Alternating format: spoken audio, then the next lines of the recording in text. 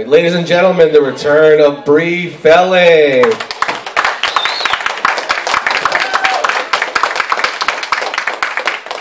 It's been a while since I've been back. I'm really happy to be back because it's been a while. So I appreciate everyone sticking with me while I was on my short break again. This one I was actually going to keep for my personal collection, and I let a couple people read it and they said no, I should read it anyway. So it's called Aftermath. It's been 1 year, 7 months, 10 days, 17 hours, and 46 minutes since I left you and our 6 years to rot in the parts of my memory that I knew I wouldn't dare visit again. Now it has been less than 5 hours since you considered it wise to intrude into my life and ask me how I was doing. Perhaps under different circumstances, the question would appear thoughtful and filled with genuine curiosity as to which direction I fled when I left you, but considering you know exactly for what reasons I ran, such a question became the equivalent of the past making threats to a family in the witness protection program. But I'm not telling you this for my sake. In fact, this piece is for you alone, seeing that your 6 months of therapy and conversation has failed you. So please, hear the second side to this story from me, the victim. I loved you, but at this point I have no idea why or what I ever saw in your eyes, because I know for sure it wasn't safety, it wasn't love, they were just something to get lost in while I fell for your lies, but it was more of a pushing than an accidental fall. And yes, at the time I was lost and seeking to be found, but I never thought my savior would be a wolf in sheep's clothing who promised freedom with intentions of keeping me bound.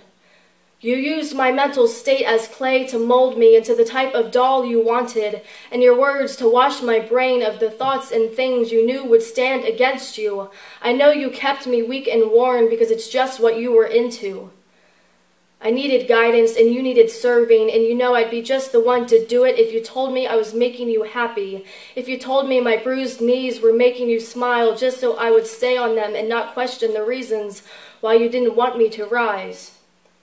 So I didn't. I stayed down, persuaded by you and my dog mentality that throwing scraps from your table was the ultimate form of kindness I could ask for after you've already done so much for me already.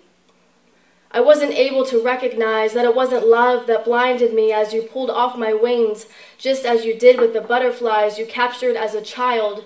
You always had a knack for pulling hope away like flower petals. But the marigolds, morning glories, and daisies in your mother's flower bed were just practice until you realized hearts and virgins were a little bit more fragile. As you pushed me and held down my arms the first time, it became my own personal crucifixion, not a memory or a symbol of the bond between lovers that I used to dream about, not the wax seal on the promise of forever. After it was done, you threw my clothes at me without a glance and told me to hurry up as you walked out and shut the door.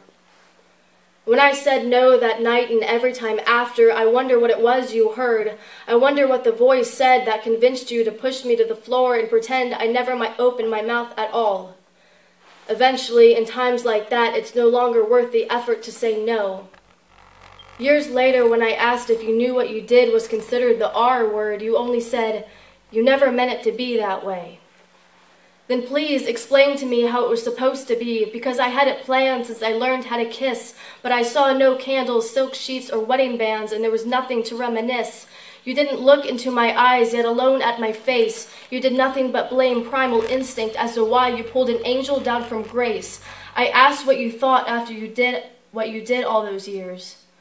You said you live each day regretting your actions, like I'm somehow supposed to forgive you for making my life a series of chain reactions, while I live every day regretting I said hello as I try to find stability in a whirlwind of paranoia, fear, and anxiety, all the while trying to let go, but still avoid the friends you lied to.